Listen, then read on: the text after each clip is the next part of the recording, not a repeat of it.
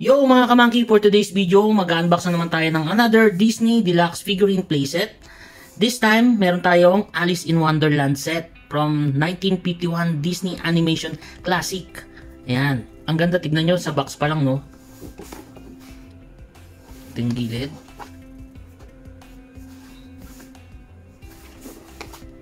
Ayan. So sa loob ng set, meron siyang siyam na figures, no? Ang ganda sa box pa lang, no?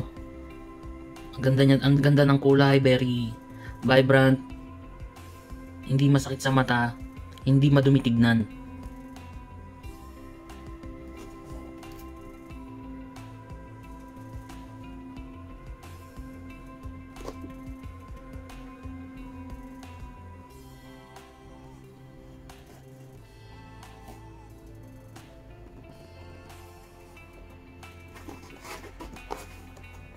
So let's start.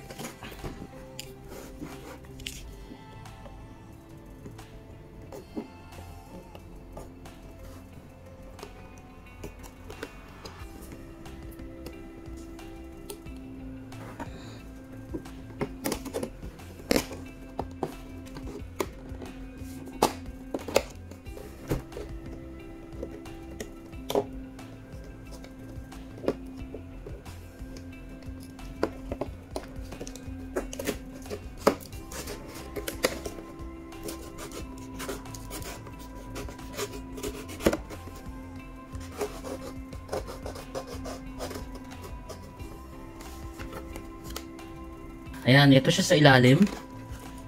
Actually, plano ko siyang bilhin sa online, sa Amazon. Kaso, naubusan ako. And ang hirap niya nang hanapin. And mahal na, lalo na sa eBay. Then, luckily, nakita ko siya sa isang mall, sa isang store sa Abu Dhabi, sa Debenhams. Meron siyang Disney store doon. And then, available. Nakita ko to. Then, binili ko na agad. Baka maubusan na naman.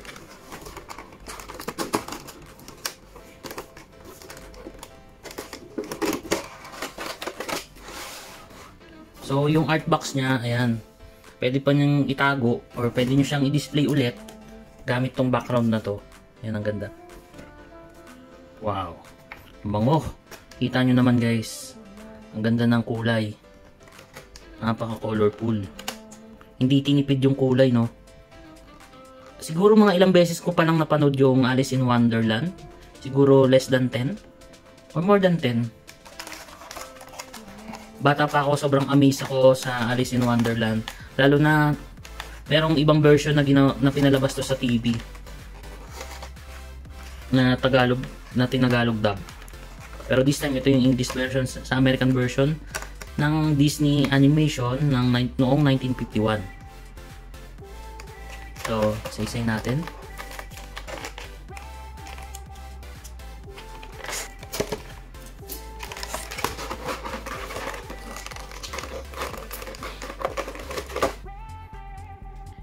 Meron tayong si Cheshire Cat or Cheshire the Cat.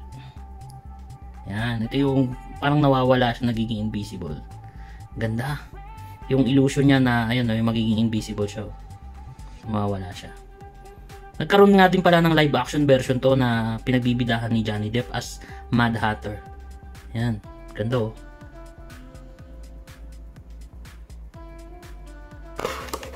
Alam niyo, nanginayang ko dapat ang sinama nila dito. Imbis na itong card soldier is yung si Tweedledum and Tweedledee, no? Yung kambal. Pero anyhow, okay naman. Then sunod natin to si Earwicket. Ingatan natin, no? Kasi cutter lang meron ako ngayon.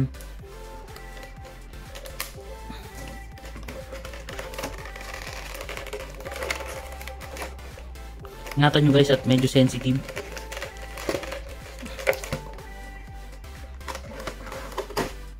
Wow, si Earwicket. Earwicket nga ba yung name nito? Ihanapin nyo na lang sa Google. Wow, ganda ng kulay. May hawak siyang tea. Ito yung kasama ni Mad Hatter sa Tea Party. Yung details. Kita nyo naman yung details, oh. Wow.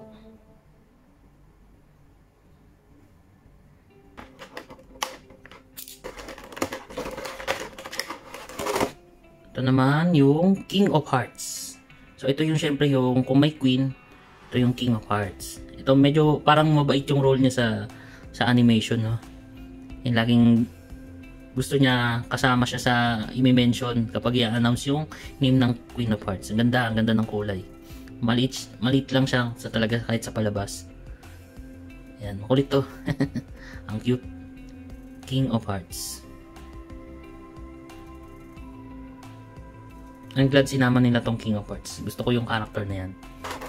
And sunod natin muna ito, ang bida natin.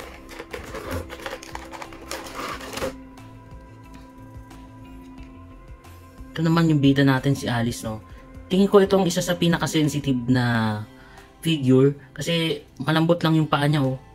Anytime. Kaya tama lang na pwede natin tong ibalik para support na rin sa stand ni Alice. Pero napakaganda niya, guys. Ang ganda ng figure, ang ganda ng kulay.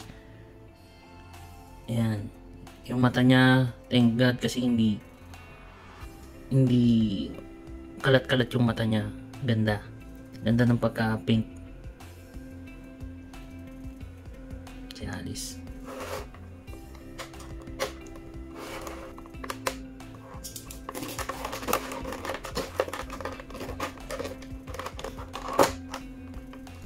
Ito naman, meron tayong card soldier. Sayang no, ang lapad niya masyado. Kung si Tweedledum and si Tweedledee na lang yung sinama nila dito imbis na ito. Pero okay lang naman, ang ganda niya kasi kaso nakadapa siya kaya kumain siya ng pwesto. Ayan o. Ito yung mga card soldier ng Queen of Hearts. Yan. Ganda rin yung kulay. Ito naman, si White Rabbit. Yan. Ito yung unang character na nakita ni Alice sa movie. Sana hindi yung trumpet yung dala niya. Sana yung orasan kasi ito yung laging tumatakbo. I'm late. Yun yung sinisigaw niya. Yun yung sinasabi niya. Lagi siyang may hawak na oras. Pero okay naman. Ganda niya. Cute talaga. Sobrang ganda ng kulay niya sa personal. Si White Rabbit. And I'm glad talagang hindi nila iniwan to. Ito yung isa sa main characters ng Alice in Wonderland.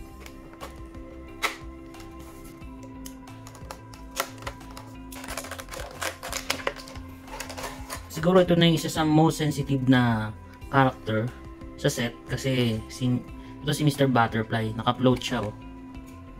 So kailangan natin tanggalin.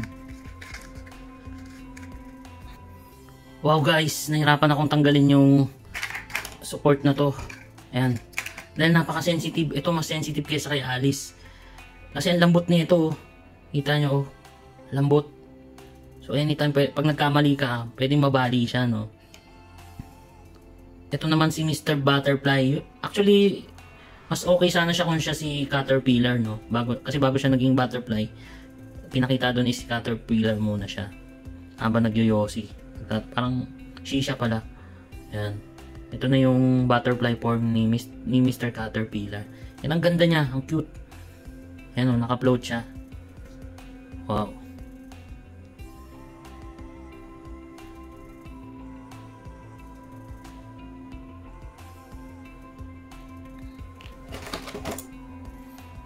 Ito naman si Mad Hatter. Siyempre sa live action, siya sa main character talaga na ginaganapan naman ni Johnny Depp sa live action version, no? Ng Disney rin. Yan, ang ganda.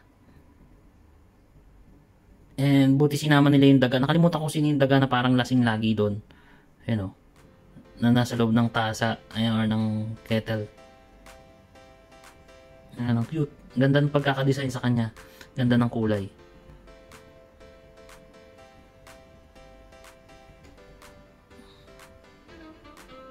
Wow.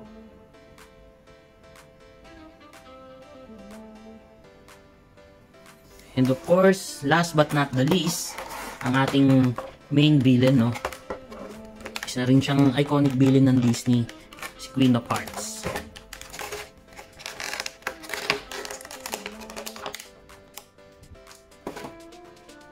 Wow. Medyo malaki siya, guys, no? Kita nyo naman. Wow. Queen of Hearts.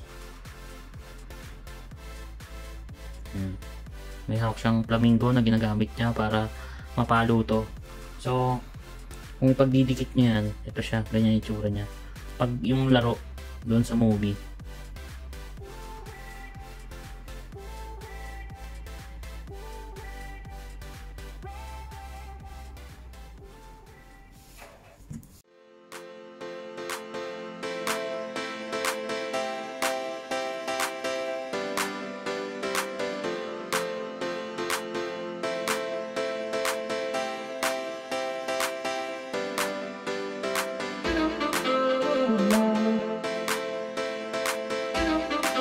Good night.